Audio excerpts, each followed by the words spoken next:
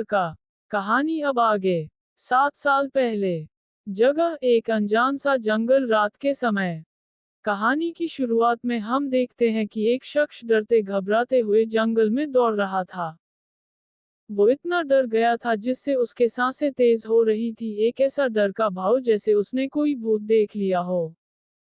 तभी वो डर के मारे कांपते हुए अपने आसपास देखने लगता है, जहां उसे हर काले साए पर डर का भाव दिखता है।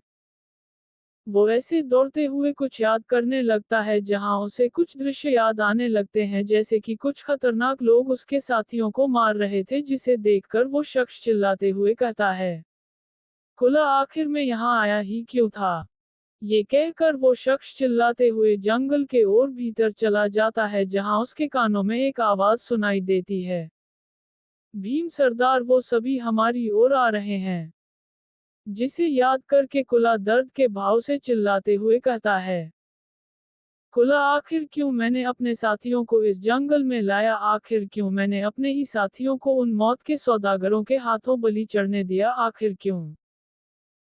ये कहकर वो दौड़ते हुए आगे बढ़ ही रहे थे कि तभी पेड़ के एक शाखा में उनके पैर टकराने से वो अपने सामने की ओर जोर से जाकर जमीन पर गिरते हैं, जिससे उनके नाक की हड्डी नीचे जमीन पर जोर से टकराने से टूट जाती है, जिसके पीड़ा से कुला जोर जोर से चिल्लाने लगता है। तभी वो पूरी तरह से हार मानकर ऊपर आसमान के तारों को देखने लगता है, जिन्हें देखकर वो मुस्कुराते हुए कहता है, कुला मैं हार मान चुका हूँ, वो लोग बहुत जल्द मेरे पास आकर मुझे मार देंगे और मैं उनका कुछ भी उखाड़ नहीं पाऊंगा। ये कहकर कुला अपने आंखों में आंसू भरे कहता है, कुला अपनी मौत के आने का इंतजार में थोड़ा सो जाता हूँ, क्या पता वो लोग सोते वक्त मेरा गला काट कर मुझे मार दे, जिससे मुझे पता भी नहीं चलेगा और मैं आराम से नर्क की ओर जा सकूंगा। ये कहकर कुला अपने दोनों आंख बंद करके सोने की चेष्टा करता है और कुछ देर बाद सो भी जाता है। सुबह का समय। वहां हम देखते हैं कि सुबह सुबह कुला डरते हुए अचानक से उठ पड़ता है और चिल्लाते हुए अपने आसपास देखने लगता है, जहां वो ये देखकर हैरान हो जाता है कि उसके आसपास कई लोगों की लाश पड़ी थी, जिन्होंने काले रंग के कपड़े पहने थे और चेहरे पर काले रंग का नकाब पहना था। ये देखकर कुला डरते हुए कहता है, कुला ये तो वही लोग हैं जिन्होंने मेरे साथियों को मारा था। पर ये कहकर कुला उन लोगों को बड़े ध्यान से देखता है, जहां वो देख पाता है कि उन लोगों के शरीर पर एक भी खरोच के निशान नहीं थे। ये देखकर कुला हैरान भरी नजरों से सोचता है, कुला ये कैसे हो सकता है। इन लोगों के शरीर पर एक भी खरोच के निशान नहीं है, इसका मतलब है इन्हें जिसने भी मारा है उसने अपने हाथ से इन्हें मारा है। कुला ये सब सोच ही रहा था कि तभी उसके पीछे से किसी के कहने की आवाज सुनाई देता है, जो उसे कहता है, ओह, तो तुम उठ गए। ये सुनकर कुला डर के मारे अपने पीछे की ओर देखता है, जहां उसे एक 24-25 साल का लड़का दिखता है, जिसकी ऊंचाई करीब 5-6 फीट की थी। सर बाल नहीं थे, चेहरे पर मूछ और दाढ़ी नहीं थे, दुबला पतला शरीर और एक गेरुआ वस्त्र पहने खड़ा था। जिसे देखकर कुला पास ही पड़ा एक तलवार पकड़कर डर के मारे उस लड़के से कहता है, कुला का कौन हो तुम। ये सुनकर वो लड़का शांत भरे भाव से कुला से कहता है, मूर्ख, मैंने तुम्हारा जान बचाया है और तुम मुझे ही अपना हथियार दिखा रहे हो। ये सुनकर कुला हैरान भरी नजरों से उस लड़के से कहता है, कुला क्या, तुमने मुझे बचाया, जरा तुम खुद को देखो, तुम एक दुर्बल लड़के हो। ये सुनकर वो लड़का अपने चेहरे पर एक मुस्कान रखे हुए कुला से कहता है, अगर विश्वास नहीं तो आजमा कर देख लो। ये सुनकर कुला डरते हुए अपने आसपास देखता और निराश होकर अपने तलवार को नीचे जमीन पर रखकर अपने सामने खड़े लड़के से कहता है, कुला ये नामुमकिन है।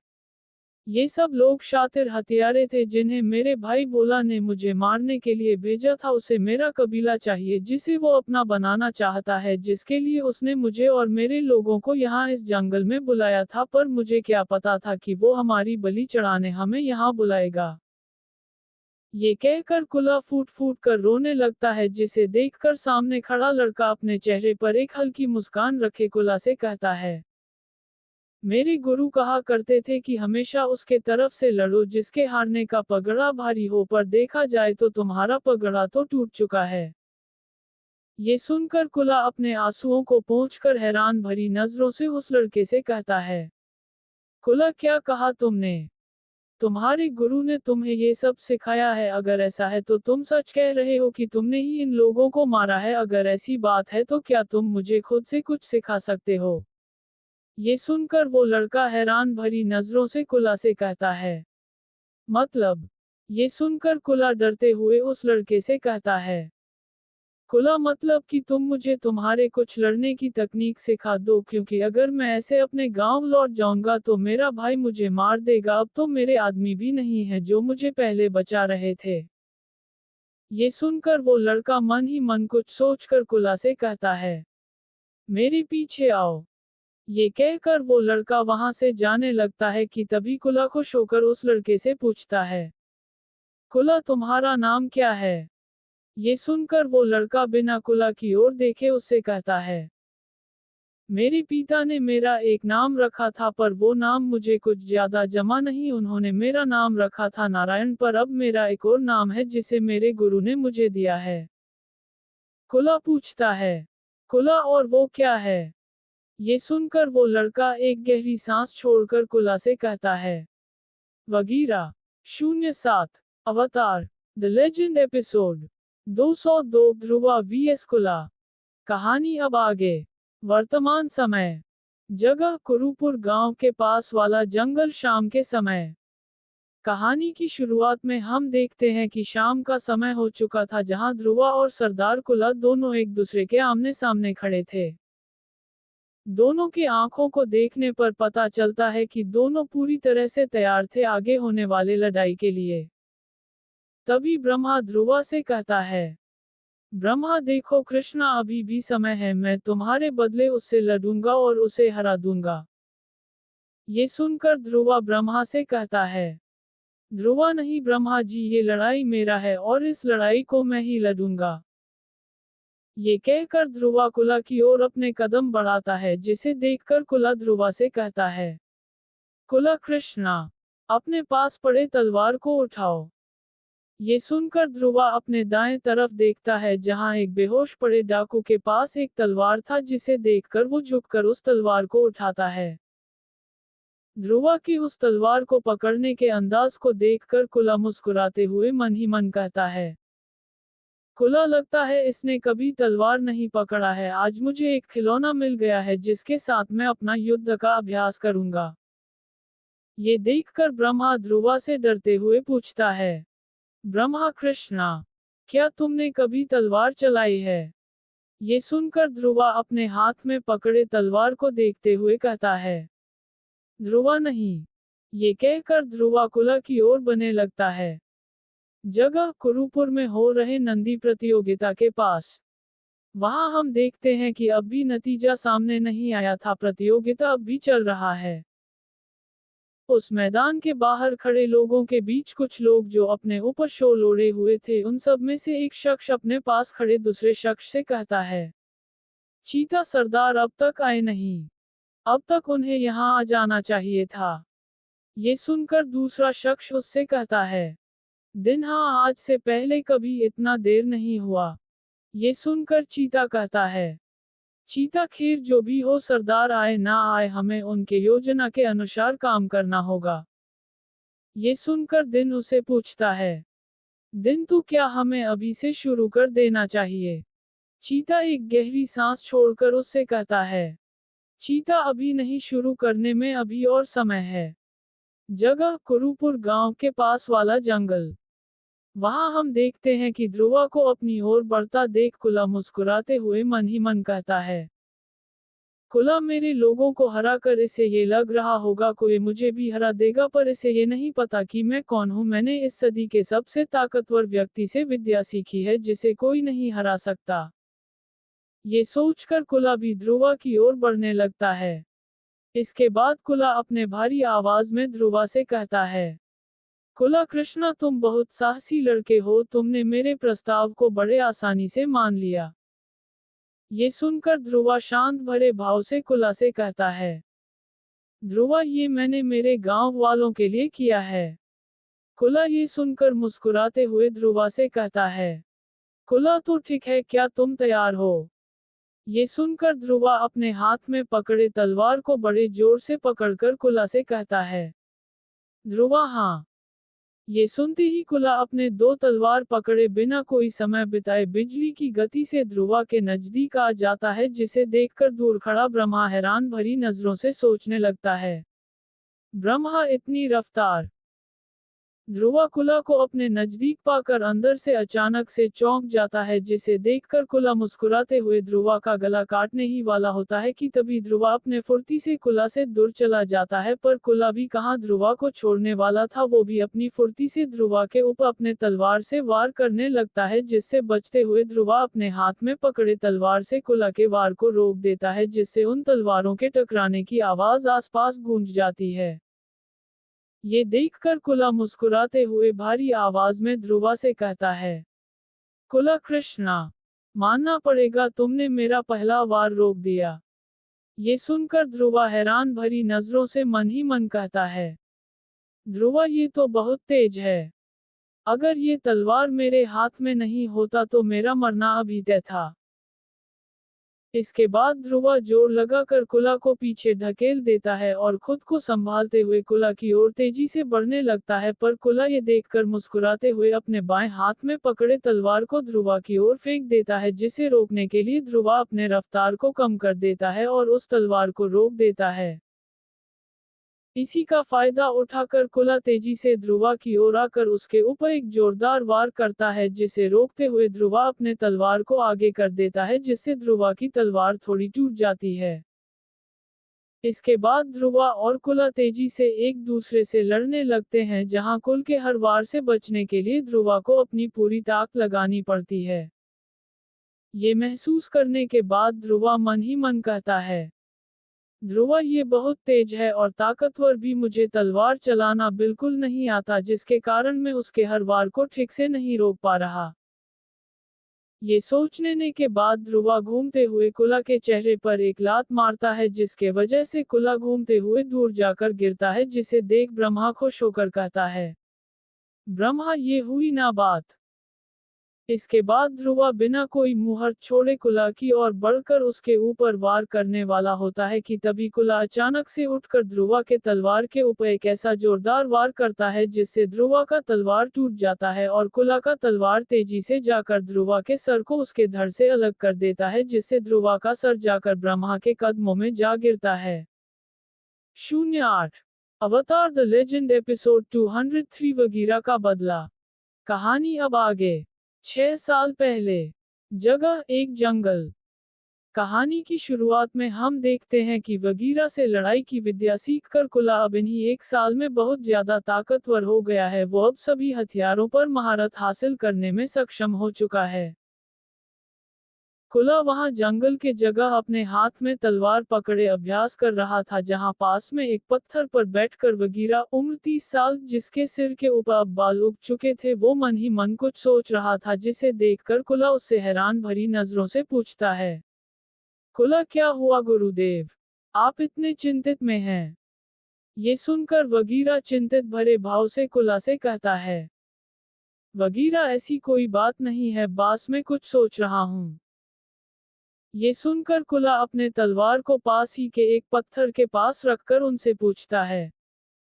कुला, मुझे बताइए मेरे गुरु, क्या पता मैं आपकी कोई मदद कर सकूं। ये सुनकर वगीरा कुला से कहता है। वगीरा, ठीक है। ये कहकर वगीरा खड़ा होकर कुला से कहता है।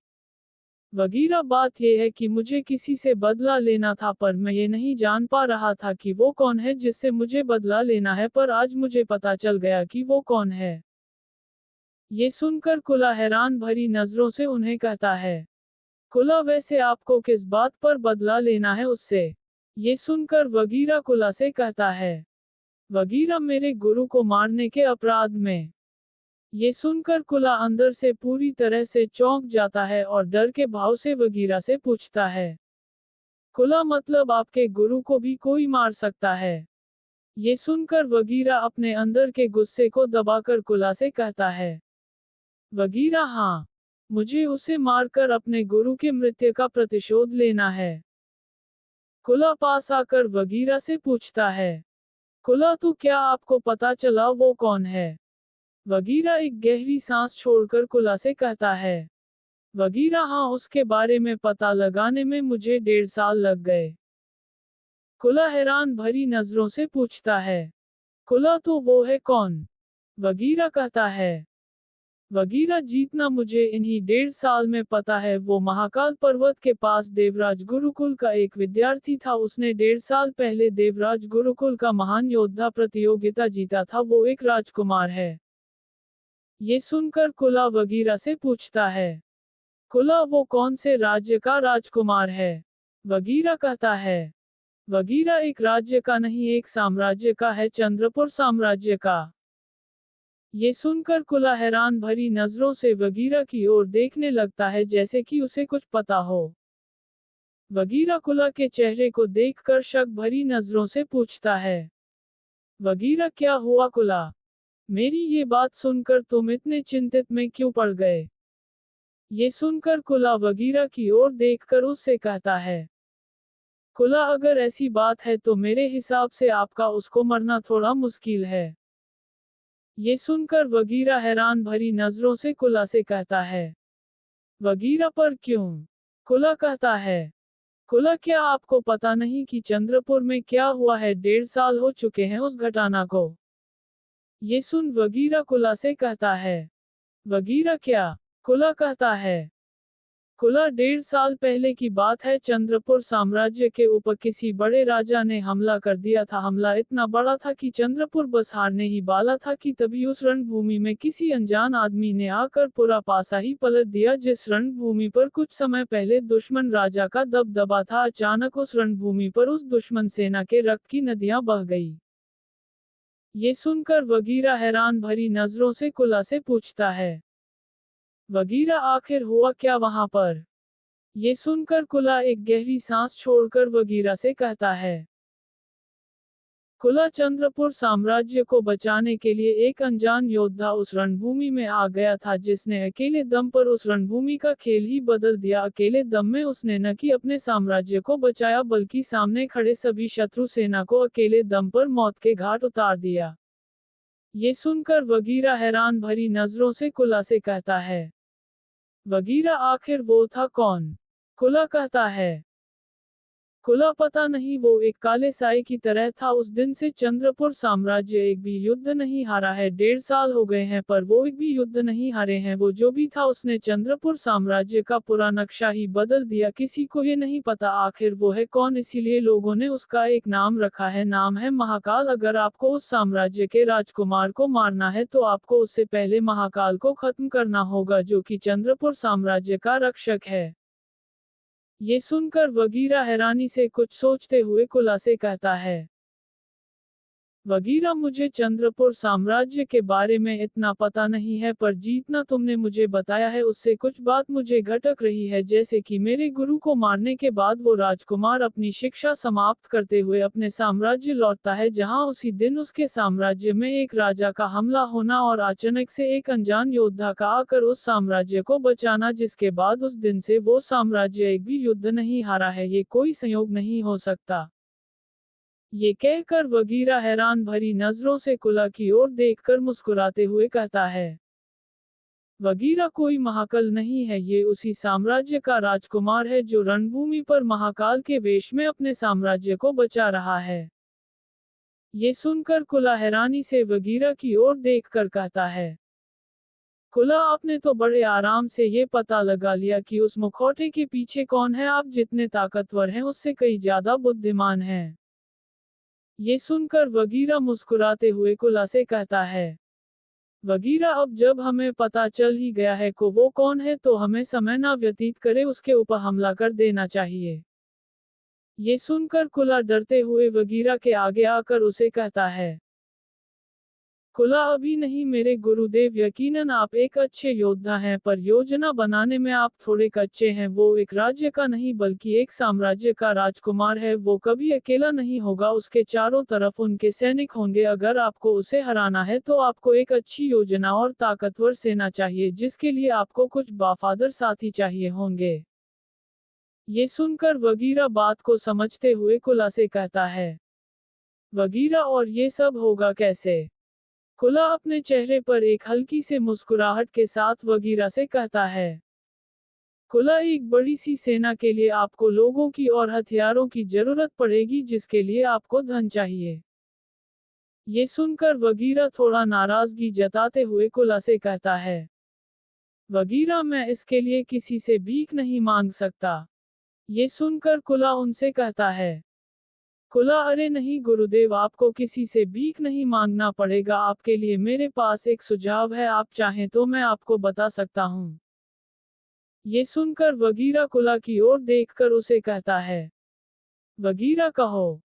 ये सुनकर कुला मुस्कुराते हुए अपने पास रखे तलवार के पास जाकर खड़ा होकर वगीरा से कहता है, कुला, आप मेरे साथ मिलकर डकैती करें।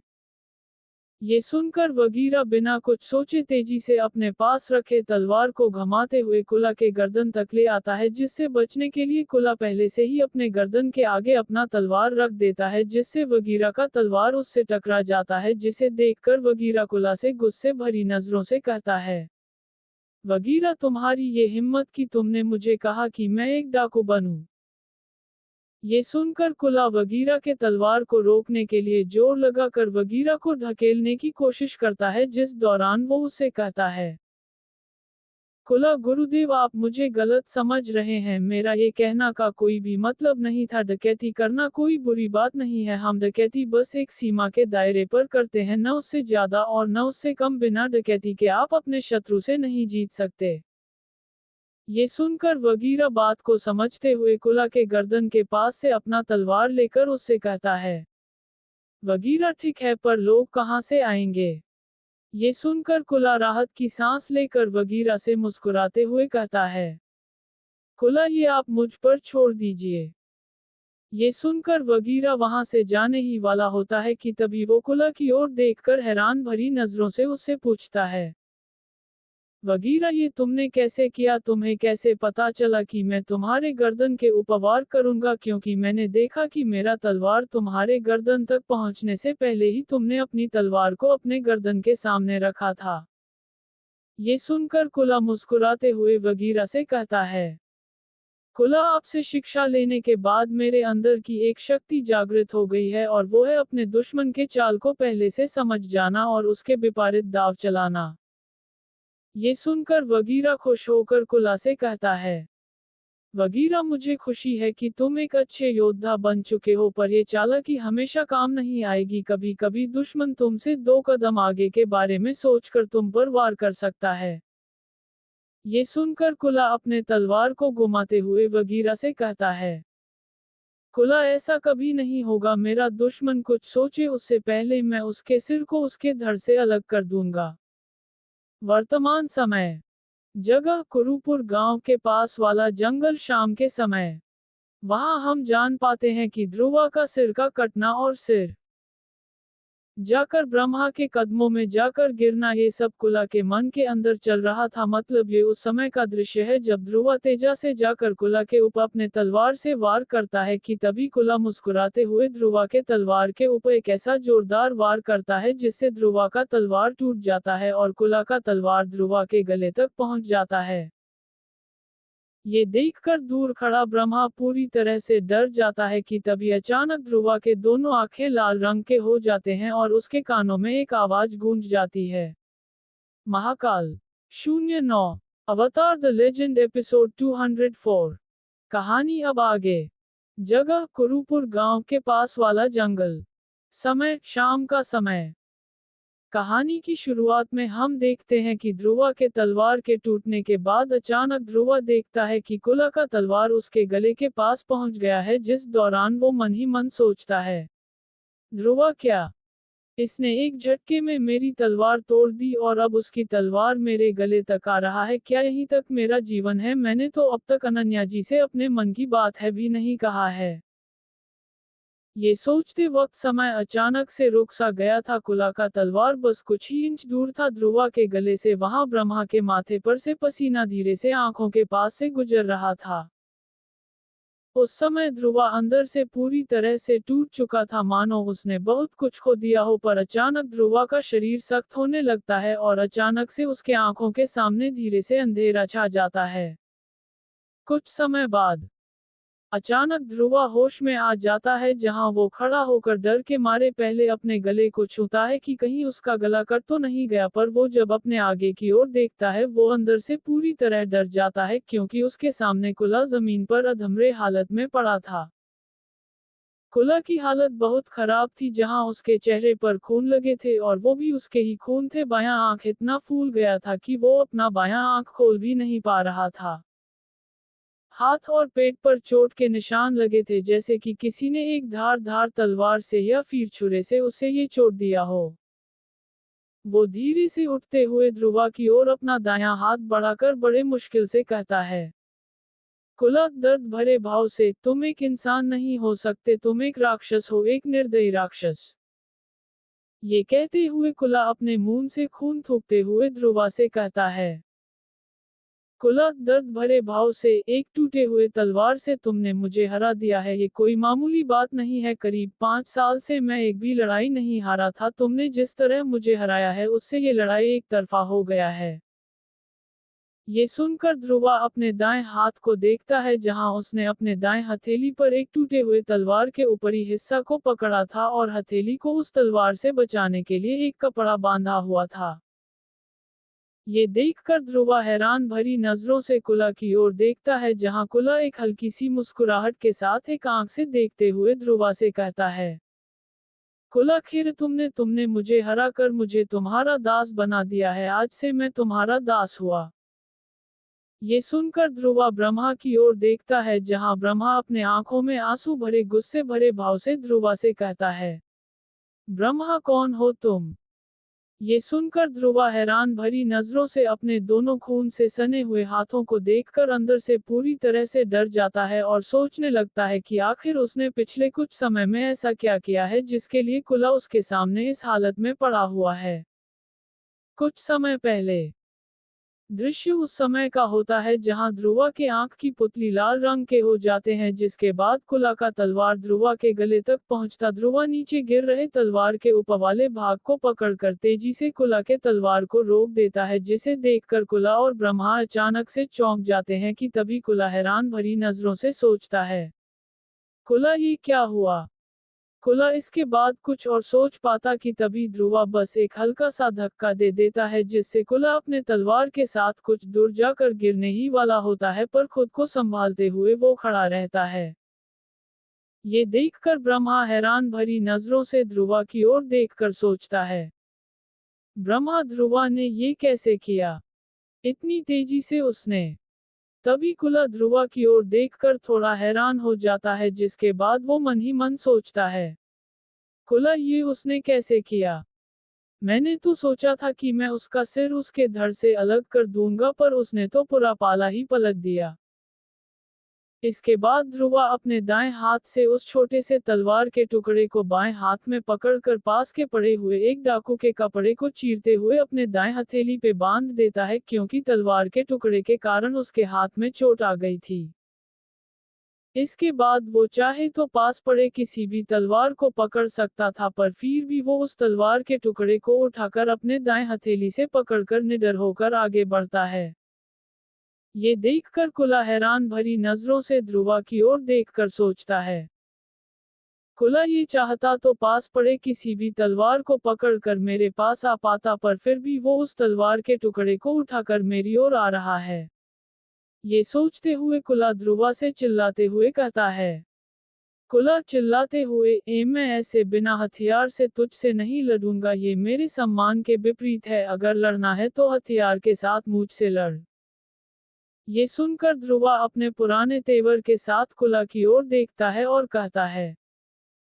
ध्रुवा तुम जैसे सोचे मैं अकेला युद्ध कर सकता हूँ, प्रसन्न हो जाओ कि तुम्हें मृत्यु प्रदान करने के लिए मैं अपने हाथों का प्रयोग नहीं कर रहा हूँ, अगर करता तो युद्ध में आनंद ही क्या। ये कहकर वो अपने हाथ में पकड़े तलवार के टुकड़े को कुला की ओर दिखाकर मुस्कुराते हुए कहता है, ध्रुवा तुम्हारे जैसे तुच्छ मानव के लिए ये छोटा सा तलवार ही काफी है। ये सुनकर कुला गुस्से में तेजी से आकर ध्रुवा के ऊपर वार करने ही वाला होता है कि तभी ध्रुवा मुस्कुराते हुए कहता है, ध्रुवा अब महाकाल की बारी। 09 अवतार द लेजेंड एपिसोड 205। कहानी अब आगे। 2 महीने पहले। जगह शंभू पर्वत। रात का समय रक्त रात्रि के समय। कहानी की शुरुआत में हम देखते हैं कि ये उस समय का दृश्य है जब तक्ष ने ध्रुवा को पर्वत के ऊंचाई से नीचे गिरा दिया था, जिसके बाद ध्रुवा अधमरे हालत में सीधे पर्वत के नीचे की ओर बिना खुद को संभाले गिर रहा था। ध्रुवा की दिल की धड़कन कुछ देर के लिए रुक गई थी, पर अचानक जब वो थोड़े होश में आता है वो हल्के पलकों में नीचे जमीन की ओर देखता है, जहां तेजी से गिरने के वजह से वो ठीक से नीचे की ओर देख भी नहीं पा रहा था कि तभी घबराहट ने उसे जकड़ लिया, क्योंकि नीचे की दुनिया नुकीले पेड़ों की एक खतरनाक पच्चीकारी जैसी थी। उनकी नोकें आसन ढलान को भेदने के लिए उत्सुक थीं। ऐसा लग रहा था कि समय खींचता जा रहा है, आसन विनाश के साथ ध्रुवा के दिल की धड़कन बढ़ती जा रही है। मुक्त पतन के कोलाहल के बीच उसके भीतर जीवित रहने की एक हताश चिंगारी जल उठी। अचानक उसके आंखों की पुतलियां लाल रंग की हो जाती हैं, हताश प्रतिभा के एक झटके की तरह उसने इसे देखा। जंगल से होकर बहने वाली एक टेढ़ी मेढ़ी नदी, एक सर्पिन जीवन रेखा। हर तरह का साहस जुटाते हुए उसने नीचे के तरल अभयारण्य को लक्ष्य करते हुए अपनी पूरी ताकत लगाते हुए पहाड़ से निकल रहे एक पेड़ के डाली को पकड़कर सीधे घूमते हुए जाकर नदी में जाकर गिरता है, पर अचानक उसका सिर एक बड़े से चट्टान से जा गिरता है, जिसके बाद वो उसी समय बेहोश होकर नदी में जा गिरता है, जहां उसके सिर से खून निकलने लगता है। वर्तमान समय। जगह कुरुपुर में हो रहे नंदी प्रतियोगिता का दृश्य। वहां हम देखते हैं कि अभी भी प्रतियोगिता खत्म नहीं हुई थी। अभी भी कुछ प्रतियोगी उस बैल को रोकने में लगे थे कि तभी पास खड़े भीड़ में खड़ी अनन्या यहाँ वहां देखकर हैरान भरी नजरों से अपने पास खड़ी जानकी से कहती है, अनन्या आज तो लगता है कि प्रतियोगिता कल सुबह तक चलेगी।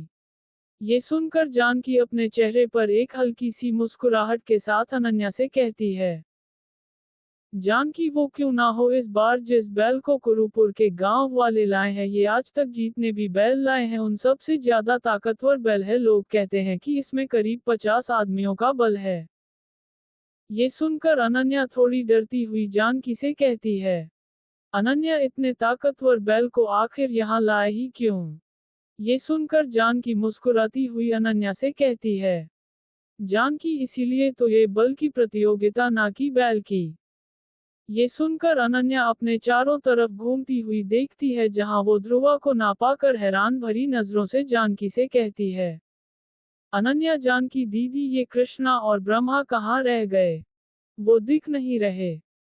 ये सुनकर जानकी भी भीड़ के चारों ओर देखती है, जिसके बाद वो मन ही मन कुछ सोचकर मुस्कुराती हुई अनन्या से कहती है, जानकी वो दोनों कहीं घूमने गए होंगे, तुम ज्यादा मत सोचो, बस प्रतियोगिता का आनंद लो। ये सुनकर अनन्या अपने चारों तरफ फिर से देखती है और निराश भरे भाव से सोचती है, अनन्या कृष्णा तुम कहाँ हो? जगह कुरुपुर गांव के पास वाला जंगल। वहां हम देखते हैं कि कुला अपनी पूरी ताकत से ध्रुवा के ऊपर तेजी से वार करने लगता है, जिससे ध्रुवा बड़े आराम से अपने दाएं हाथ में पकड़े तलवार के टुकड़े के जरिए बच रहा था। कुला जितना भी कोशिश कर ले वो ध्रुवा के शरीर पर एक भी वार नहीं कर पा रहा था, जिससे गुस्से में आकर कुला एक जोरदार वार ध्रुवा की ऊपर करता है, जिससे बचने के लिए ध्रुवा उस छोटे से तलवार के टुकड़े को तिरछे तरीके से कुला के तलवार के आगे दिखाता है, जिसके कारण दोनों तलवार के टकराने से अंगार निकल आती है और कुला जोर से नीचे जमीन पर जा गिरता है। तभी ध्रुवा कुला के पीछे आकर मुस्कुराते हुए कहता है, ध्रुवा बस इतना ही दम। ये सुनकर कुला अंदर से पूरी तरह गुस्से में ध्रुवा की ओर देखने लगता है कि तभी ध्रुवा तेजी से कुला की ओर अपने दाएं हाथ में पकड़े तलवार के टुकड़े को फेंकता है, जिससे बचने के लिए कुला अपने तलवार को आगे ले आता है, जिससे वो छोटा सा तलवार का टुकड़ा और थोड़ा टूट जाता है। ये देखकर कुला हैरान भरी नजरों से सोचता है, कुला ये इसने क्या किया? अपने पास जो थोड़ा हथियार था वो भी इसने।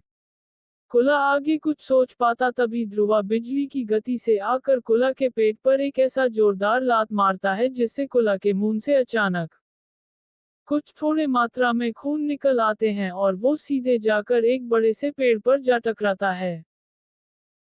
इसके बाद ध्रुवा उस टूटे हुए तलवार के भाग को बिना जमीन पर गिरे तेजी से पकड़कर कुला की ओर आता है, जिसे देखकर कुला तेजी से अपने आगे अपने तलवार को रख देता है, जिसके कारण ध्रुवा का तलवार कुला से दूर रह जाता है। इसके बाद ध्रुवा कुला से कहता है, ध्रुवा बहुत मौका दे दिया तुम्हें, सोचा कि तुम मुझे हरा सको, पर तुम तो मेरे सबसे कमजोर दुश्मन हो, असल में तुम मुझसे लड़ने के लिए काबिल ही नहीं हो। ये सुनकर कुला गुस्से में ध्रुवा के पेट पर एक लात मारता है, जिससे ध्रुवा थोड़ा दूर चला जाता है, पर खुद को संभालते हुए वो न गिरकर खड़ा रहता है। इसके बाद कुला गुस्से में ध्रुवा की ओर आकर उसके ऊपर वार करता कि तभी ध्रुवा कुला के तलवार पर एक ऐसा मुक्का मारता है जिससे कुला तलवार पूरी तरह से टूटकर उसके टुकड़े जमीन पर गिर जाते हैं, जिसके बाद ध्रुवा का वो मुक्का सीधे जाकर कुला के मुंह में जा लगता है। ध्रुवा का मुक्का इतना जोरदार था कि जिससे कुला फिर से दूर जाकर गिरता है। ये देखकर ब्रह्मा दूर हैरान भरी नजरों से कहता है, ब्रह्मा एक मुक्के में टूट गया। वहां कुला खुद को संभालते हुए ध्रुवा की ओर आकर उसके चेहरे को एक मुक्का मारने ही वाला था कि तभी ध्रुवा उसके मुक्के को रोक उसका हाथ पकड़ लेता है और शांत भरे भाव से कुला से कहता है, ध्रुवा जब तक मैं हूं तब तक तुम इसे एक चोट भी नहीं पहुंचा सकते। ये कहकर ध्रुवा अपने दाएं हाथ में पकड़े तलवार के टुकड़े से कुला के हाथ, पेट और अन्य अन्य जगहों पर तेजी से वार करने लागत है, जिससे कुला दर्द से करा उठता है और जोर जोर से चिल्लाने लगता है। ध्रुवा के वार से कुला के शरीर के हर जगह से खून निकलने लगता है, जिसके बाद ध्रुवा उसका हाथ छोड़ देता है, जिससे कुला घुटनों के बल दर्द भरे भाव से नीचे गिर जाता है। वो धीरे धीरे अपने ही खून से सने चेहरे से ऊपर की ओर देखकर ध्रुवा से कुछ कह पाता तभी ध्रुवा बिना कोई दया दिखाए कुला के बाएं आंख के ऊपर एक जोरदार मुक्का मारता है, जिससे कुला का बाएं आंख हल्का भीतर की ओर दब जाता है, जिससे उसका आंख फूल जाता है। इसके बाद ध्रुवा जोर से लगातार कुला के चेहरे पर जोरदार मुक्के मारता जाता है, जिसे दूर से देखकर ब्रह्मा हैरान भरी नजरों से देखते हुए कहता है, ब्रह्मा ये कृष्णा नहीं हो सकता।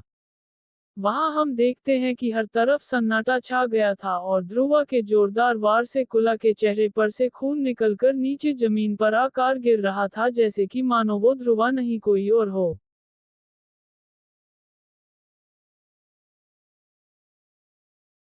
ध्रुव द लेजेंड 206 नर्क का जंतु। कहानी अब आगे। जगह कुरुपुर गांव के पास वाला जंगल। समय शाम का समय। कहानी की शुरुआत में हम देखते हैं कि ध्रुवा पागलों की तरह कुला के चेहरे पर मुक्के मारता जाता है, जिसके कारण कुला के दोनों गाल हल्के फट जाते हैं, जिसके वजह से उनसे खून निकलने लगते हैं। तभी अचानक ध्रुवा अपने दाएं हाथ को रोक देता है, जिसके बाद कुला अपने दाएं आंख से ध्रुवा की ओर देखकर धीमी आवाज में दर्द भरे भाव से कहता है, कुला दर्द भरे भाव से बस करो। ये कहकर वो मुंह के बल नीचे गिर जाता है। तभी हम देखते हैं कि ध्रुवा के दोनों हाथ खून से सने हुए थे, जहां उसके दाएं हथेली में बंधा कपड़ा खून से भीग गया था। कुला के गिरने के बाद ध्रुवा अपने हाथ में पकड़े तलवार के टुकड़े को जोर से पकड़कर कुला के पीठ में भोंकने के लिए अपना दायां हाथ ऊपर की ओर उठाकर कहता है, ध्रुवा तुम्हारे आत्मा को इस संसार से मुक्ति देने के लिए स्वयं शिव का भक्त आया है, शिव तुम्हारे आत्मा को नर्क में दान करें, हर हर महादेव। ये कहकर ध्रुवा कुला के पीठ पर उस तलवार के टुकड़े को भोंकने वाला होता है कि तभी ब्रह्मा आकर ध्रुवा को पकड़कर कुला से दूर ले जाकर एक पेड़ की ओर उसे धक्का दे देता है, जिसके बाद ध्रुवा गुस्से में ब्रह्मा की ओर देखकर कहता है, ध्रुवा अब तू कौन है? इसके बाद ब्रह्मा गुस्से में ध्रुवा की ओर देखकर कहता है, ब्रह्मा कृष्णा, तुम पागल हो गए हो, तुम इसे नहीं मार सकते।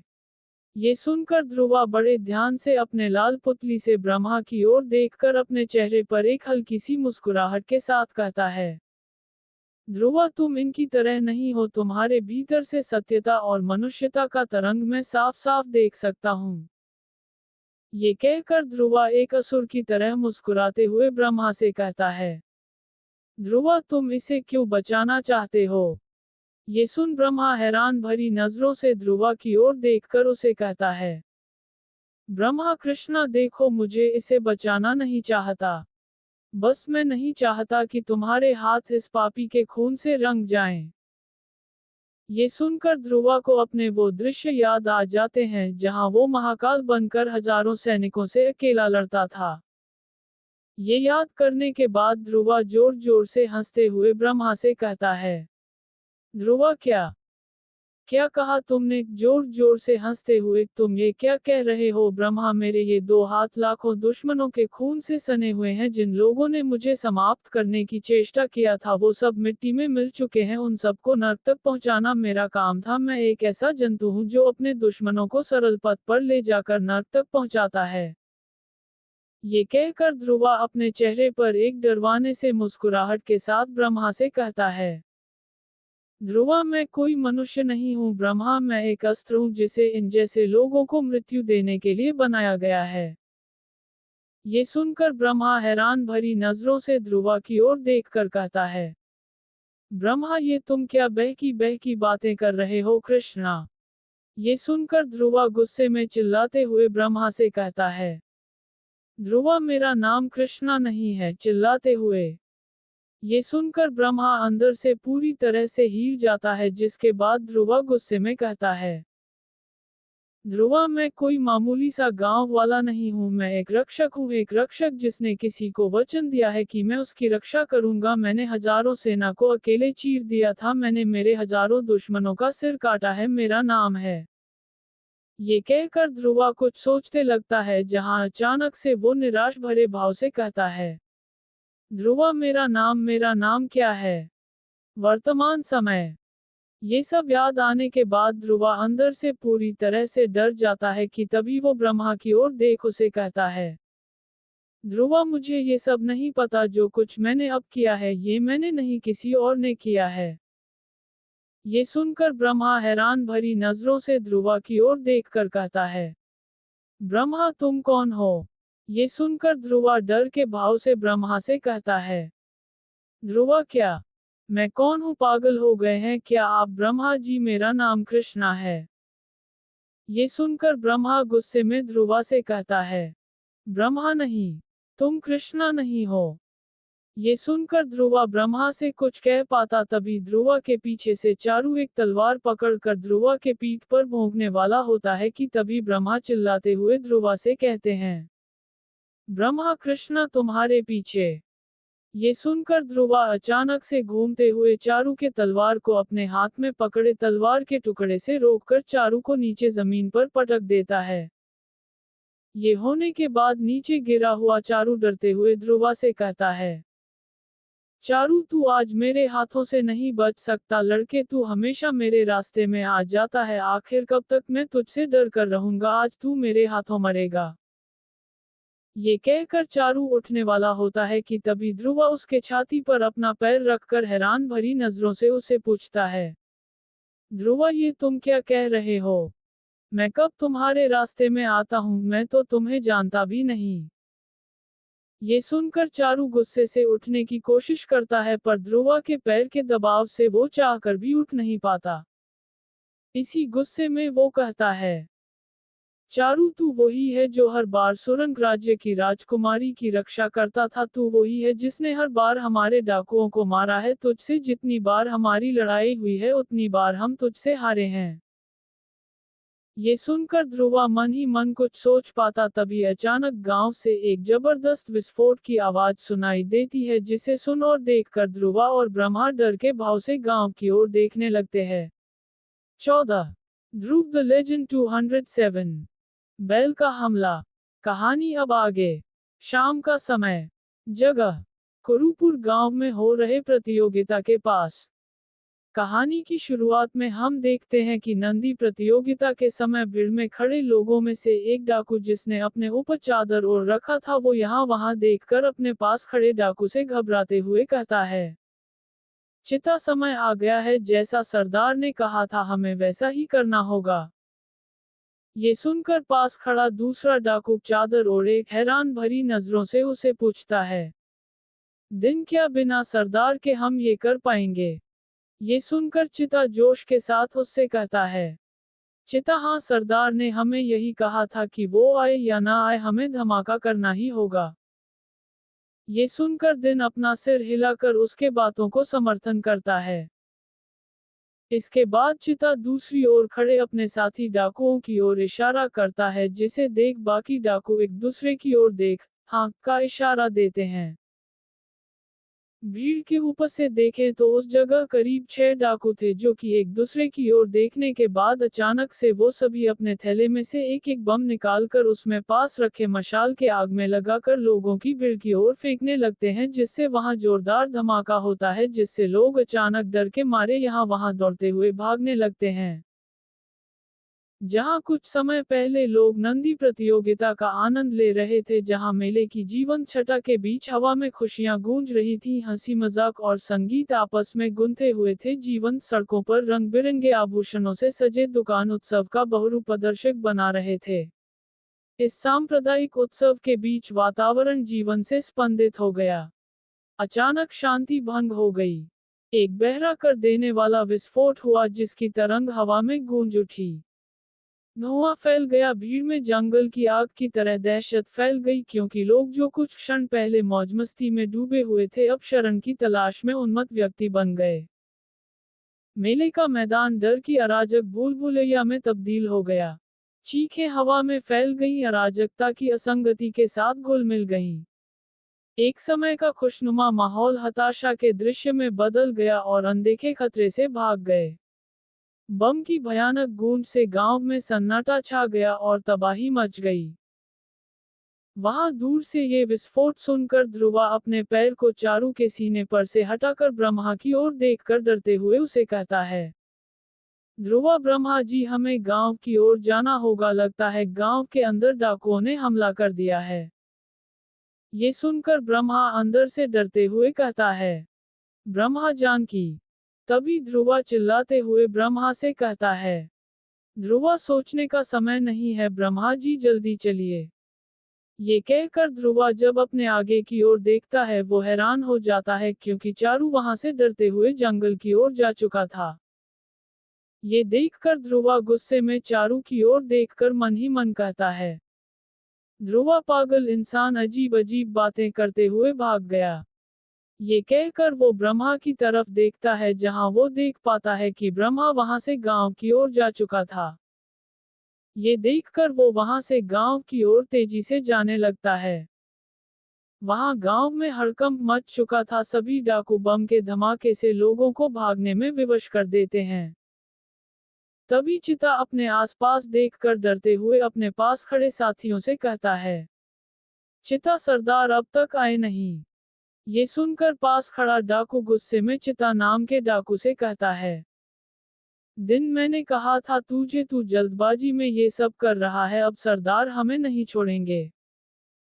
ये सुनकर चिता उनसे कुछ कह पाता तभी ब्रह्मा आकर चिता के मुंह पर एक ऐसा जोरदार मुक्का मारता है जिससे चिता के मुंह के 2 दांत टूट जाते हैं। ये देखकर सभी अचानक से चौंक जाते हैं, जिसके बाद वो सभी ब्रह्मा की ओर अपने अपने हथियारों के साथ उसे घेरने लगते हैं। इसके बाद वो सभी अचानक से ब्रह्मा की ओर आकर एक के बाद एक उसके ऊपर हमला करने लगते हैं, जिनसे बचने के लिए ब्रह्मा अपनी फुर्ती से उनके हर वार से बचने लगता है। तभी ब्रह्मा एक डाकू से एक तलवार छीनकर दूसरों को जख्मी करके उन्हें हारने लगता है। वहां इस धमाके से प्रतियोगिता में भाग लिए सभी प्रतियोगी डरते हुए उस मैदान से बाहर चले जाते हैं, जिसके वजह से वहां खड़ा बैल भी डरते घबराते हुए लोगों के भीड़ की ओर जाकर लोगों को जख्मी कराने लगता है। वो बैल अपने बड़े और शक्तिशाली सींग के सहारे लोगों के ऊपर हमला करने लगता है। वहां जानकी और अनन्या लोगों के साथ वहां से दौड़ते हुए जाने लगते हैं। तभी अनन्या देखती है कि एक छोटी सी लड़की अकेली भीड़ में खड़ी होकर अपनी मां को पुकार रही थी, जिसे सुनकर अनन्या उस लड़की की ओर आने लगती है। तभी अनन्या देख पाती है कि वो बैल तेजी से आकर उस छोटी सी लड़की की ओर आ रहा था, जिसके बाद अनन्या और भी जल्दी जल्दी में उस छोटी सी लड़की की तरफ जाने लगती है। वो बैल उस छोटी सी लड़की के पास पहुंच पाता अचानक अनन्या उस लड़की को उठाकर वहां से ले जाती है, पर इस दौरान अनन्या नीचे गिर जाती है, जिस समय उस छोटी सी लड़की की मां आकर उसे उठाकर अनन्या को अकेला छोड़कर अपने साथ ले जाती है। वहां ब्रह्मा तेजी से उन डाकुओं को हराकर उन्हें बुरी तरह पीटकर नीचे गिरा देता है। तभी हम देखते हैं कि वो बैल गुस्से में अनन्या की तरफ देख रहा था, जहां उसके आंखों में गुस्से का भावन दिखाई दे रहा था। तभी वो बैल अनियंत्रित शक्ति से हमला करने के लिए खुद को तैयार करता है। इसके विशाल सींग प्रतिशोध के तराशे हुए उपकरण खतरनाक रूप से नीचे की तरफ थे। जैसे ही वो अनन्या की ओर बढ़ता है, मांसपेशियां फड़कने लगती हैं, एक टकराव मंडरा रहा है। ऐसा लग रहा था कि आज अनन्या उस बैल के एक वार में ही मृत्यु को प्राप्त हो जाएगी, जिसके वजह से अनन्या भी अपने दोनों आंखें बंद कर लेती है। कि तभी बैल अपने सिंग को आगे की ओर करके अनन्या के पास पहुंच जाता है। 15 ध्रुव द लेजेंड 208 काश। कहानी अब आगे। कुछ दिन पहले। जगह देवगिरी पर्वत। एक लुभावने झरने की कलकल ध्वनि के बगल में स्थित ध्रुवा और अनन्या दोनों एक ढकी हुई चट्टान पर बैठे थे। झरने की धुंध से संतृप्त हवा और बच्चों की हंसने की आवाज हर तरफ फैली हुई थी। जैसे ही सूरज की रोशनी पन्ने की छतरी से छनकर आई, दृश्य को सुनहरे रंगों से सराबोर कर दिया। बच्चों की गूंजती हंसी बहते पानी की मधुर धुन के साथ तालमेल बिठाकर खुशी की एक लहर पैदा कर रही थी। ध्रुवा की आंखें चमक उठी, जिसमें बच्चों की चंचल भावना झलक रही थी, जबकि अनन्या की हंसी प्रकृति की सहानुभूति के साथ सहजता से मिश्रित हो गई। वे अपने सामने प्रकट हो रही मासूमियत का आनंद ले रही थी, उनकी खुशी साझा नजरों में झलकती है। झरना तरल हीरों का एक अलौकिक पर्दा प्रसन्नता की झांकी तैयार करता है। अपने जलीय खेल के मैदान से परे की दुनिया से बेखबर बच्चे युवाओं की लापरवाह भावना का प्रतीक थे। इस दृश्य के पर्यवेक्षक ध्रुवा और अनन्या ने उस शांति को अपनाया जिसने उन्हें घेर लिया था। तभी अनन्या ध्रुवा की ओर देखकर अपने चेहरे पर एक हल्की सी मुस्कुराहट के साथ पूछती है, अनन्या कृष्णा, क्या मैं तुमसे कुछ पूछ सकती हूँ? ये सुनकर ध्रुवा हैरान भरी नजरों ने उनकी ओर देखकर कहता है, ध्रुवा, हाँ पूछिए। ये सुनकर अनन्या अपने दाएं आंख के आगे आने वाले बाल को मोड़ती हुई अपने कान के पास लेकर ध्रुवा से कहती है, अनन्या, अगर तुम्हें कभी किसी लड़की से विवाह करना पड़े तो तुम किस तरह की लड़की से विवाह करना पसंद करोगे? ये सुनकर ध्रुवा थोड़ा शर्माता हुआ अनन्या से कहता है, ध्रुवा, मैं और अभी विवाह करूंगा नहीं अनन्या जी, मैं अभी विवाह करने के लिए तैयार नहीं हूं। ये सुनकर अनन्या ध्रुवा से मुस्कुराती हुई कहती है, अनन्या ठीक है, पर एक मित्र होने के नाते क्या तुम मुझे ये नहीं कह सकते कि तुम्हें किस तरह की लड़की पसंद है? ये सुनकर ध्रुवा अनन्या की ओर देखकर कुछ देर मन ही मन कुछ सोचने के बाद एक गहरी सांस छोड़कर उनसे कहता है, ध्रुवा, अगर ऐसी बात है तो ठीक है। ये कहकर ध्रुवा अनन्या से कहता है, ध्रुवा, मुझे अगर किसी से विवाह करना पड़े तो मैं एक ऐसी लड़की को चुनूंगा जो कि सुंदर, गुणवान, बुद्धिमान और हर कलाओं में बेहतर ना हो, फिर भी अगर वो मुझे समझ पाए, मेरे हर समय मेरा साथ दे, मुझे अपनाए और मेरे पिता और माँ का सेवा करे, मैं उस जैसी लड़की से विवाह करना पसंद करूंगा। ये सुनकर अनन्या अपने चेहरे पर एक हल्की सी मुस्कान रखे ध्रुवा से पूछती है, अनन्या, सच में अगर ऐसी लड़की तुम्हारे जीवन साथी बन जाए तो तुम उसे क्या दोगे? ये सुनकर ध्रुवा मुस्कुराते हुए बच्चों की ओर देखता है और कहता है, ध्रुवा, मैं हमेशा उसे खुद के ऊपर का दर्जा दूंगा, उसे हमेशा खुश रखूंगा और सबसे बड़ी बात, अनन्या की ओर मुड़कर मैं एक रक्षक बनकर उसकी रक्षा करूंगा। ये सुनकर अनन्या मुस्कुराती हुई ध्रुवा की ओर देखने लगती है। तभी ध्रुवा हंसते हुए अनन्या से पूछता है, ध्रुवा अब मेरी बारी, अब मैं आपसे सवाल पूछूंगा और आपको जवाब देना होगा। ये सुनकर अनन्या हैरान भरी नजरों ध्रुवा से कहती है, अनन्या हाँ पूछो। ध्रुवा अनन्या से कहता है, ध्रुवा आपको कैसा लड़का पसंद है? ये सुनकर अनन्या ध्रुवा की ओर देखकर बिना उसे कुछ कहे उसके आंखों की ओर देखने लगती है। वर्तमान समय, जगह, कुरुपुर। वर्तमान समय में हम देखते हैं कि गांव वाले डाकुओं के हमले से पूरी तरह डर गए थे। हर तरफ डर का माहौल छा चुका था, पर ब्रह्मा के आ जाने से सभी थोड़ी राहत भरी सांस लेते हैं। पर वहां अनन्या के लिए ये जैसे जीवन की आखिरी सांस महसूस हो रही थी, क्योंकि उसकी ओर तेजी से बैल आ रहा था जिसके आगे के नुकीले सिंग अनन्या की ओर थे।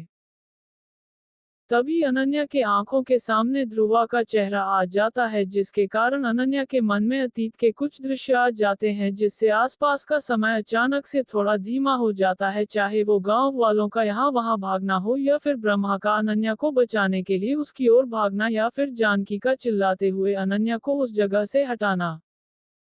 तब अनन्या के कानों में कुछ सुनाई देता है, ध्रुवा आपको कैसा लड़का पसंद है? ये याद करने के बाद अनन्या के आंखों से हल्के आंसू निकलने लगते हैं। इसके बाद वो मन ही मन कहती है, अनन्या जिस समय तुमने मुझसे ये सवाल पूछा था तब मैं तुम्हारे उस सवाल से थोड़ी शर्माई हुई थी। ये सोची नहीं थी कि तुम मेरे ही सवाल को मुझसे ही पूछ लोगे। ये कहकर वो थोड़ी शांत भरे भाव से सोचती है, अनन्या अगर कहूँ तो उस समय मैं थोड़ी घबराई हुई थी, क्योंकि ये सवाल पहले कभी किसी ने मुझे पूछा नहीं था। उस समय अगर जवाब देना होता तो मैं कहती कि मुझे तुम पसंद हो। मुझे याद है कि तुम एक अधमरे हालत में हमारे घर के बिस्तर पर सोए हुए थे, तब मुझे तुम्हें देखकर कुछ ऐसा महसूस हुआ जिसे मैं शब्दों में नहीं कह सकती। ये सोचते समय अचानक समय थोड़ा सा तेज होने लगता है, जहां वो बैल अब अनन्या के ओर पास आ जाता है, जिसके बाद अनन्या की दिल की धड़कन तेज होने लगती है कि तभी वो दुख भरे भाव से सोचती है, अनन्या काश समय पीछे चला जाता और मैं तुम्हें कह पाती कि मैं तुमसे प्रेम करती हूँ, तुम्हें चाहती हूँ, तुम्हें पसंद करती हूँ। मैं ये नहीं कह पा रही थी क्योंकि मैं सोचती थी कि मैं तुम्हारे प्रेम के योग्य नहीं हूँ। काश मैं तुम्हें मेरे जीवन की इस आखिरी समय में कह पाती कि तभी जब वो बैल अनन्या के पास आ ही गया था, तेजी से ध्रुवा आकर उस बैल को अपने कंधे के सहारे एक ऐसा जोरदार धक्का दे देता है जिससे वो बैल अनन्या से दूर जाकर जमीन से रगड़कर जा गिरता है, जिसे देखकर अनन्या अचानक से चौंक पड़ती है। ये होने के बाद ध्रुवा अपने पीछे की ओर मुड़कर से थक चुके भाव से कहता है, ध्रुवा अनन्या जी आप ठीक हैं? अपने सामने ध्रुवा को खड़ा देखकर अनन्या के आंखों में से खुशी के आंसू निकलने लगते हैं, जिसके बाद वो अपने चेहरे पर एक मुस्कान रखे आंखों में आंसू भरे ध्रुवा से कहती है, 15 ध्रुव द लेजेंड 209 नंदी। कहानी अब आगे। जगह कुरुपुर गांव, शाम का समय। कहानी की शुरुआत में हम देखते हैं कि ध्रुवा पहले से ही कुला से लड़कर थोड़ा थक चुका था, पर फिर भी खुद को संभालते हुए वो बैल के सामने खड़ा था। पूरे गांव वाले पूरी तरह से डरते हुए उस जगह से थोड़े दूर खड़े होकर ये सब देख रहे थे। वहां हम देखते हैं कि ब्रह्मा और जानकी भी दूर खड़े होकर ये सब देख रहे होते हैं कि तभी भी ब्रह्मा ध्रुवा की मदद के लिए अपना कदम आगे बढ़ाता है, जिस देखकर ध्रुवा ब्रह्मा की ओर देखकर उन्हें धीमी आवाज में कहता है, ध्रुवा आप मत आइए ब्रह्मा जी, मैं इस बैल को रोक सकता हूँ। ये कहकर ध्रुवा अपने आगे की ओर देखता है, जहां वो बैल खुद को संभालते हुए उठता है और ध्रुवा की ओर गुस्से में देखने लगता है। वो खुद को संभालते हुए उठता है और ध्रुवा की ओर देखकर गुस्से में अपने दोनों सिंगों को आगे की ओर करते हुए गर्म सांसों के साथ ध्रुवा की ओर तेजी से दौड़ते हुए आने लगता है। ये देखकर ध्रुवा अनन्या को उस जगह से जाने के लिए कहता है। ध्रुवा की बात सुनकर अनन्या वहां से जानकी की ओर दौड़ती हुई जाने लगती है। तभी वो बैल ध्रुवा को कुछ चोट पहुंचा पाता। ध्रुवा उस जगह से फुर्ती दिखाते हुए दूसरी जगह चला जाता है, जिसके वजह से वो बैल ध्रुवा के पीछे वाले दीवार पर जा लगता है। ध्रुवा दूर खड़ा होकर लोगों को उस जगह से दूर जाने के लिए इशारा देता है। वो बैल इस बार फिर से ध्रुवा की ओर आकर उसके ऊपर हमला करने ही वाला होता है कि तभी ध्रुवा फिर से अपने फुर्ती के सहारे उस जगह से दूर चला जाता। ऐसे बार करने से ध्रुवा के शरीर पर धूल मिट्टी लगना शुरू हो जाते हैं। बार बार ये होता देख वो बैल अब ध्रुवा की ओर न देखकर लोगों की ओर अपना सिर झुकाकर देखने लगता है। ये देखकर ध्रुवा अंदर से पूरी तरह डरते हुए सोचता है, ध्रुवा मैं बार बार इससे बचने की कोशिश करूंगा तो इसका अगला शिकार गांव वाले होंगे, मुझे कुछ भी करके मेरी ओर इसका ध्यान खींचना होगा। ये सोचते हुए उसके दिमाग में एक विचार आता है जिसे सोचकर वो अपने हाथों में मिट्टी लगाने लगता है। ये करने के बाद वो सोचता है, ध्रुवा अब बचने का कोई फायदा नहीं, इसे रोकना है तो मुझे इसे हराना होगा, इससे लड़कर ही मैं इस खेल को खत्म कर सकता हूँ वरना ये गांव वालों को मार देगा। ये सोचकर ध्रुवा अनन्या की ओर देखने लगता है। अपनी ओर ध्रुवा को देखता देख अनन्या भी उसे देखने लगती है।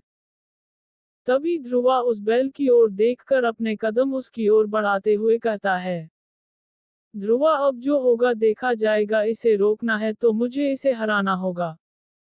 ये कहकर वो चिल्लाते हुए उस बैल से कहता है, ध्रुवा उस तरफ क्या देख रहा है, दम है तो मुझे मार। ये सुनकर बैल गुस्से में अपने सिंग को आगे की ओर करते हुए ध्रुवा की ओर तेजी से आने लगता है। बैल के शक्तिशाली कदमों के नीचे धरती के कांपने की आवाज सुनाई और महसूस होने लगता है, मांसपेशियां फड़कती है। बैल आवेशित वातावरण में गर्म सांस छोड़ता है जो आसन संघर्ष के लिए उसकी तत्परता का स्पष्ट प्रकटीकरण है। ध्रुवा निडर होकर आने वाली ताकत पर आंखें मूंद लेता है जो आसन टकराव की एक मूक स्वीकृति है। जब बैल अपना विशाल सिर नीचे करता है तो उसके सींग घातक तीव्रता से तराशे हुए एक जीवित पिटाई करने वाला मेढ़ा जो किसी भी बाधा को पार करने के लिए तैयार है। जैसे जैसे दूरी कम होती जाती है तनाव बढ़ता जाता है जिससे सभी अपनी सांसें रोक लेते हैं। टकराव अपरिहार्य हो जाता है, कच्ची शक्ति और अटूट संकल्प का टकराव। बैल आगे बढ़ता है, ध्रुवा दृढ़ता के साथ बैल की ओर बढ़ने लगता है, एक अथक बल के सामने साहस का गढ़ दिखने लगता है। वो बैल जब ध्रुवा के नजदीक आ जाता है वो तेजी से अपने दोनों हाथों के सहारे उसके सींगों को पकड़ लेता है जिससे उस टकराव से आसपास एक तरंग सा छा जाता है। इसके बाद ध्रुवा अपनी पूरी ताकत लगाते हुए उस बैल को रोकने की कोशिश में लग जाता है जिसे वहां खड़े सभी लोग हैरान भरी नजरों से देखने लगते हैं। जहां ध्रुवा अपनी ताकत से उस बैल को रोकने में लगा था और वो बैल भी किसी जिद्दी जंतु की तरह ध्रुवा को पीछे धकेलने में लगा था। ध्रुवा को तभी महसूस होता है कि बैल उसे धीरे धीरे पीछे धकेलने में लगा था। ये महसूस होता देख ध्रुवा चिल्लाते हुए उसे नीचे जमीन पर उसका सिर झुकाने की कोशिश करता है जिसके बाद ध्रुवा के दोनों आंख हल्के लाल रंग के होने लगते हैं। जिसके बाद ध्रुवा के दोनों हाथ भी धीरे धीरे शक्त होने लगते हैं। तभी भीड़ में खड़ा जीवन अंदर ही अंदर डरते हुए सोचता है, जीवन अगर एक और बात ध्रुवा महाकाल बना तो वो बिना होश में आए पूरे गांव वालों को अकेला समाप्त कर क्यों देगा, मुझे स्वयं इस खेल को यहीं रोकना होगा। ये सोचकर जीवन शांति भरे भाव से कहता है, जीवन नंदी। ये सुनकर अचानक से वो बैल धीरे धीरे शांत होने लगता है जिससे वो अपने सिर को नीचे जमीन पर रख देता है। ये होने के बाद ध्रुवा भी धीरे धीरे शांत होने लगता है। इसके बाद ध्रुवा उस बैल के सिंग को छोड़कर अपने कदम पीछे की ओर करके अपने आसपास के गांव वालों की ओर देखने लगता है। तभी ध्रुवा को अपने शरीर में दर्द और थकावट का महसूस होता है, आंखों के आगे अंधेरा छाने लगता है जिससे वो अचानक नीचे जमीन पर जा गिरता है। ये देखकर वहां खड़े सभी गांव वाले ध्रुवा की ओर दौड़े चले आते हैं। 16 ध्रुव द लेजेंड 210 पुरस्कार। कहानी अब आगे। 1 घंटे बाद कुरुपुर गांव, रात का समय। कहानी की शुरुआत में हम देखते हैं कि ध्रुवा गांव के झोपड़ी के जैसे घर में एक बिस्तर पर लेटा हुआ था। तभी वो अपने दोनों आंखें धीरे धीरे से खोलता है जहां वो अपने आसपास कई सारे गांव वालों को पता है। वहां कुरुपुर के कुछ गांव वाले ध्रुवा को देखने के लिए उस घर के अंदर थे और बाकी लोग घर के बाहर खड़े होकर एक दूसरे के साथ कुछ बातें कर रहे थे। तभी ब्रह्मा आकर ध्रुवा के कंधे पर अपना हाथ रखकर हैरान भरी नजरों से पूछता है, ब्रह्मा अब तुम्हारी तबीयत कैसी है कृष्णा? ये सुनकर ध्रुवा अपने आसपास हैरान भरी नजरों से देखते हुए ब्रह्मा से कहता है, ध्रुवा हाँ अच्छा तो लग रहा है मगर ब्रह्मा जी मैं कब से ऐसे बेहोश पड़ा था। ये सुनकर अनन्या ध्रुवा के पास जाकर कहती है, अनन्या अभी कुछ घंटे ही हुए हैं तुम्हें बेहोश हुए। ये सुनकर ध्रुवा धीरे से उस बिस्तर पर से उठकर उस कमरे से बाहर जाने लगता है। बाहर सभी गांव वाले ध्रुवा के इंतजार में खड़े थे, वहां हर तरफ ध्रुवा को देखने के लिए गांव वालों की भीड़ जम चुकी थी। तभी ध्रुवा अपने चेहरे पर एक हल्की सी मुस्कान रखे अनन्या से कहता है, ध्रुवा अनन्या जी इस माहौल को देखकर ऐसा लग रहा है कि जैसे ये सब पहले भी हो चुका है, जैसे पिछली बार मैंने जब ब्रह्मा जी को हराया था वहां ठीक ऐसा ही माहौल था। ये सुनकर अनन्या मुस्कुराती हुई ध्रुवा से कुछ कहती तभी एक गांव वाला आकर ध्रुवा से कहता है, शंकर ब्रह्मा से पता चला कि आज तुमने हमें डाकुओं से और उस पागल बैल से बचाया है, इसीलिए हम तुम्हें अपने तरफ से कुछ देना चाहते हैं। ये सुनकर ध्रुवा के साथ अनन्या ब्रह्मा और जानकी सभी खुश होते हैं। तभी वो गांव वाला ध्रुवा के लिए एक पगड़ी लाता है जिस पगड़ी के आगे दो छोटे बैल की तरह सिंग बने हुए थे। ये देखकर ध्रुवा पहले भीड़ में निराश भरे चेहरे के साथ खड़े अजीत को देखता है। उसे देखने के बाद ध्रुवा उस गांव वाले से कहता है, ध्रुवा अगर आप मुझे ये पुरस्कार दे ही रहे हैं तो क्या मैं आपसे कुछ मांग सकता हूँ? ये सुनकर सभी गांव वाले खुश होते हैं। तभी शंकर उनसे कहता है, शंकर मांगो क्या मांगना मांगो, तुम्हारे लिए तो हम हमारा जीवन भी दे सकते हैं। ये सुनकर ध्रुवा मुस्कुराते हुए उनसे कहता है, ध्रुवा अरे नहीं वो बस मैं ये चाहता हूँ कि आप ये पुरस्कार अजीत को दे दें। ये सुनकर वहां खड़े सभी लोग हैरान भरी नजरों से ध्रुवा की ओर देखने लगते हैं। तभी शंकर उसे कहता है, शंकर पर तुमने हमें बचाया है ना कि अजीत ने। शंकर आगे कुछ कह पाते उससे पहले ध्रुवा मुस्कुराते हुए उन्हें कहता है, ध्रुवा अगर आप चाहते हैं कि मुझे खुशी मिले तो इस पुरस्कार को आप अजीत को दे दे, वही इसका असली हकदार है। ये सुनकर शंकर कुछ देर सोचने के बाद अपने चेहरे पर एक हल्की सी मुस्कान के साथ ध्रुवा से कहते हैं, शंकर जैसा तुम कहो। इसके बाद पूरे गांव वालों के सामने अजीत के गले पर जीत की माला और सिर पर नंदी पगड़ी पहन दिया गया, जहां अजीत के आंखों में खुशी के आंसू निकल रहे थे। तभी अजीत खुशी में ध्रुवा के पैर छूकर आशीर्वाद लेता है, जिसे देखकर ध्रुवा मुस्कुराते हुए उसे कहता है, ध्रुवा अरे नहीं बेटा नहीं, मैं इस लायक नहीं हूँ।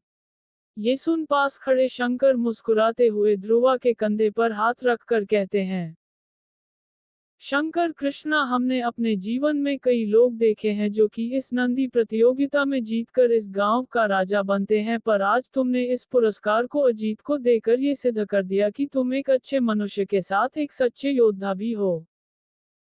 इसके कुछ देर बाद सभी गांव वालों से बातें करने के बाद ध्रुवा और अनन्या ब्रह्मा के पास आते हैं कि तभी ध्रुवा अपने चेहरे पर एक मुस्कान रखे ब्रह्मा से कहता है, ध्रुवा तो अभी हमें अनुमति दीजिए ब्रह्मा जी, रात बहुत हो गई है, हमें सुबह होने से पहले गांव पहुंचना होगा। ये सुनकर जानकी ध्रुवा से कहती है, जानकी हम बहुत जल्द हरिरामपुर आ रहे हैं, वहां हमें सरपंच जी से हमारे मठ के बारे में कुछ बात करनी है, तो क्या तुम? ये सुनकर ध्रुवा जानकी से कहता है, ध्रुवा जी मैं बाबा से इस बारे में जरूर कहूंगा। तभी ब्रह्मा ध्रुवा से कहता है, ब्रह्मा ध्रुवा मेरे साथ चलो, मुझे तुमसे कुछ बात करनी है। ये सुनकर ध्रुवा हैरान भरी नजरों से ब्रह्मा की ओर देखकर उनके साथ जाने लगता है। तभी अनन्या और जानकी से दूर जाने के बाद ब्रह्मा ध्रुवा से कहता है, ब्रह्मा देखो कृष्णा, ये बात हमारे और तुम्हारे बीच रहना चाहिए, अभी मैं जो भी तुमसे कहने जा रहा हूँ इसके बारे में तुम किसी से मत कहना। ये सुनकर ध्रुवा हैरान भरी नजरों से ब्रह्मा से कहता है, ध्रुवा आप कहिए ब्रह्मा जी क्या कहना है आपको। ब्रह्मा कहता है, ब्रह्मा वो बात ये है कि जब तुम बेहोश होकर गांव के अंदर थे तब मैं वापस जंगल की ओर गया था, उस डाकू के सरदार को ढूंढने पर वो वहां से जा चुका था। ये सुनकर ध्रुवा डरते हुए ब्रह्मा की ओर देखकर कहता है, ध्रुवा क्या। ब्रह्मा कहता है, ब्रह्मा हाँ लगता है उसके किसी आदमी ने ये किया होगा। ये सुनकर ध्रुवा कुछ सोचने के बाद ब्रह्मा से कहता है, ध्रुवा कोई बात नहीं ब्रह्मा जी, जैसा उसका हाल था उससे ये साफ तौर पर पता चल रहा था कि वो फिर से वापस नहीं आएगा। ये सुनकर ब्रह्मा अपने चेहरे पर एक हल्की सी मुस्कुराहट के साथ ध्रुवा की ओर देखता है। तभी ब्रह्मा को कुछ याद आता है, जिसके बाद वो ध्रुवा से कहता है, ब्रह्मा कृष्णा एक बात कहना था तुमसे। ये सुनकर ध्रुवा मुस्कुराते हुए ब्रह्मा से कहता है, ध्रुवा हाँ कहिए। इसके बाद ब्रह्मा ध्रुवा की ओर देखकर कहता है, ब्रह्मा वो बात ये है कि तुम्हारा नाम कृष्णा नहीं है, तुम कोई और हो, तुम हरिरामपुर के नहीं हो। ये सुनकर ध्रुवा के चेहरे पर से अचानक से दिख रही मुस्कुराहट कहीं गायब हो जाती है।